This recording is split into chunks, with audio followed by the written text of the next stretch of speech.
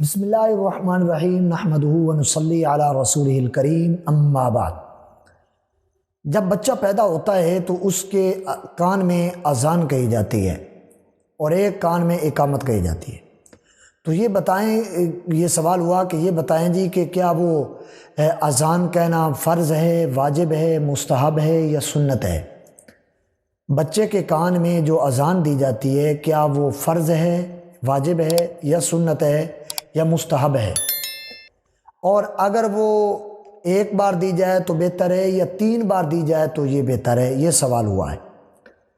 پہلی بات تو یہ یاد رکھیے کہ بچے کے کان میں جو اذان دی جاتی ہے یہ فرض بھی نہیں ہے، یہ واجب بھی نہیں ہے،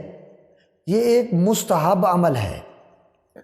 نبی کریم صلی اللہ علیہ وآلہ وسلم کی حدیث مبارکہ ہے، نبی کریم صلی اللہ علیہ وسلم نے فرمایا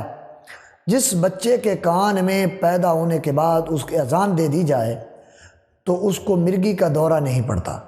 اور اس سے بلائیں وغیرہ دور ہو جاتی ہیں، مصیبتیں وغیرہ دور ہو جاتی ہیں جب اس کے کان میں اذان دی جاتی ہے۔ تو ایک بات یاد رکھیے کہ اس کے کان میں 4 مرتبہ ایک جانب یہ بھی حکم آیا ہے کہ آپ 4 مرتبہ جو ہے نا وہ اذان کہیں، یہ بھی مستحب ہے۔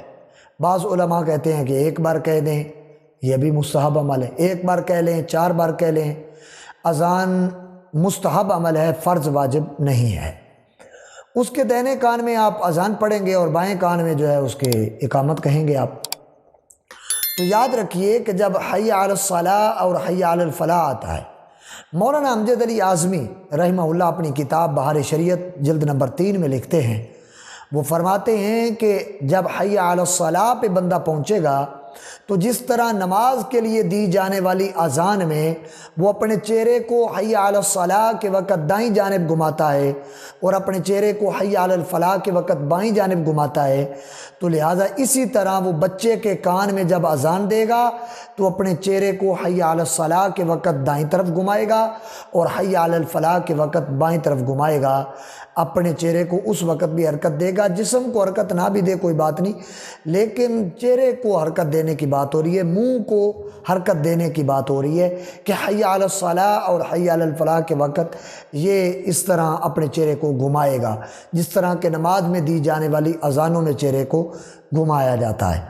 تو یاد رکھیے یہ فرض نہیں ہے، واجب نہیں ہے، یہ ایک مستحب عمل ہے، اچھا عمل ہے۔ مسلمانوں کا تو یہ دستور ہے، جب بھی بچہ پیدا ہوتا ہے تو الحمدللہ اس کے کان میں اذان دی جاتی ہے، تو اللہ تعالیٰ اس کو ہر بیماری سے محفوظ رکھتا ہے، مرگی کے دورے سے محفوظ رکھتا ہے۔ یہ نبی کریم صلی اللہ علیہ وآلہ وسلم کی حدیث ہے، لہذا دعائے کہ اللہ کے کائنات کی بارگاہ میں اللہ پاک ہم تمام کو دین متین پر عمل کرنے کی توفیق عطا فرمائے اور اللہ تعالیٰ ہم تمام کو دین اسلام کو سیکھنے سکھانے کی توفیق عطا فرمائے۔ وآخر دعوایا ان الحمدللہ رب العالمین۔